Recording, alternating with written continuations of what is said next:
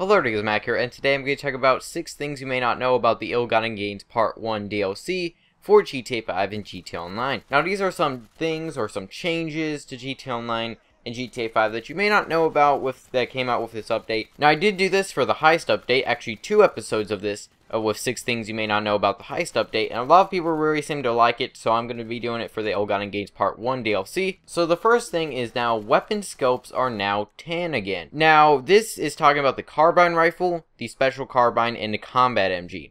Now, with the Heist update, all 3 of those weapons, if you put a scope on the weapon, that scope would be black. Now, I heard that on PC, once that came out, that the scopes were tan still, and in this update they made them tan, which I don't know why they made them tan, because I really actually liked the scope black. I thought it just looked a little better, but now they are tan. But next is now you can lock onto other vehicles in air vehicles. So this is talking if you're in a Savage or a Buzzard, or if you're in a Hydra or a Laser. You can do that in all those vehicles that have lock-on missiles.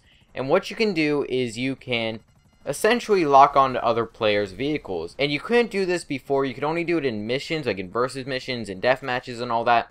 And you could also do it if they were in a air vehicle, but now you can do it if they're in just a standard car on the ground, or in any vehicle on the ground, in free mode. Now, the reason why I feel they made this change is because of the homing launcher. Although the problem with the homing launcher is that you have to be on foot to use the homing launcher, so if somebody's locking onto you, if you're in a helicopter and somebody's locking onto you, you can't really lock onto them. I'm just thinking that they made this change just because of the homing launcher. Also, another thing that was in the patch notes, but one thing that you may not have noticed much, is that if you are locking onto somebody, you can switch your lock on. So let's say you're locking onto like a cop, and there's somebody in a helicopter or an airplane that you want to lock onto. All you have to do is press RB or LB, and that is on console.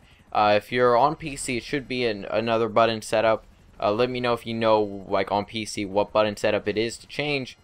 But you can lock onto them. So if they're to your left, you just press LB. If they're to your right, you just press RB. And it does work pretty well with the homing launcher. But what I found out with like the Savage and the Buzzard and air vehicles is if you're doing it, since RB and LB move your helicopter and to move to left and right, it is kind of frustrating if you're trying to lock onto somebody and then you're moving left and right and it's hard to switch. Just personally, in air vehicles, it just isn't as good. Next is you can change your measurement system. Now, if you go to your map in online and you go over to another player's blip, it will display how far away they are from you. Now, it used to be meters before the Heist update, and that change has been there since the LTS update. But after the Heist update, they changed it to feet.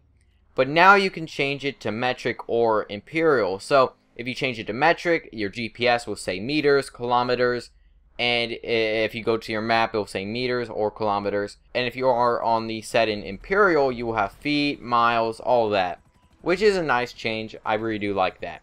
Personally, I run with metric just because I think it's a bit better, but it's up to you whether you want to run with metric or imperial. Also, you can turn off the auto level camera in cars. Now, this was a change that I am very happy about. What this is if you turn it off and you look to your left or your right in first person, if you start driving, your camera won't go to the front of your screen. If you have auto level on, if you're looking at like outside your window to your left and you start driving, your screen will slowly move to the front windshield, to look at the front windshield and look straight. Now, personally, I like to have it off because I like to have more of a control over what I actually want to see, but that's up to you. You can now change it. Also, another thing that you may not know is about the Sterling GT. Now, it's more specifically the Sterling GT's name. Now, the Sterling GT is most likely named after a city in Scotland. So there is actually a city in Scotland called Stirling. Now, this would make sense because, of course, Rockstar Games is from Scotland. So it would make kind of sense that, they would name a vehicle after a Scottish city. But one thing that you may want to think about is if Benefactor is based off of Mercedes, that would mean that it's a German car company. kind of weird that they would have a car named after a Scottish city. Also, there may also be another reason why it's called the Sterling, and that is it's maybe named after Rick Sterling. Now, if you don't know who Rick Sterling is, he's a person that works at Rockstar. Actually, I don't know if he still works at Rockstar, but he has worked on a few Rockstar games. So he worked as the global lead technical artist on Grand Theft Auto 5, Max Payne 3. He also worked as the lead technical artist on Red Dead Redemption, and he also worked as a character TD on some of the DLCs for Grand Theft Auto 4. He also worked on Grand Theft Auto 4 as a character technical director. So he works at Rockstar on quite a few games. So it's kind of cool just to think about how there is somebody at Rockstar who worked on Grand Theft Auto 5 called Rick Sterling. So maybe they just wanted to name a car after him. It is kind of cool just to think about the Sterling GT's name and how it is named after a Scottish city. And it's also kind of named after a person at Rockstar. You know, his last name is Sterling. Now, who knows if these are the reasons why it's called the Sterling GT. But it is just cool to think about that. And finally, is something kind of sad that I'm kind of disappointed about. And that is that you can no longer point and then switch views while pointing.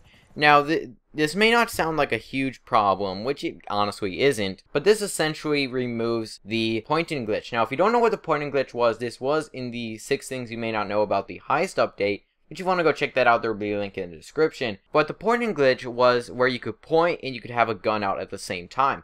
Now, the way you would do this is you would go point and then go into first person. And then you would, whenever you went into third person, if you switched to third person while pointing, you would take out your weapon, which was just a fun little glitch. You know, and you would point, you could have like a minigun out, you could have an RPG out, you could have any gun in the game out. But now you can't switch views while pointing, which is just kind of why would they take that out? I mean, it was just a harmless glitch, but they did actually patch it. So now the only weapons that you can point and have your weapon out are like the pistols, the micro SMG, and even the combat PDW. Don't know why the combat PDW can do it, but no other weapon you can point and have a weapon out. So those are 6 things that you may not know about the Ill-Gotten Gains DLC for GTA 5 and GTA Online. So if you have any other things that people may not know about the DLC, then let me know in the comments, and let me know your thoughts on some of these changes. So hope you enjoy. Feedback is always appreciated, and I'll see you guys in the next video.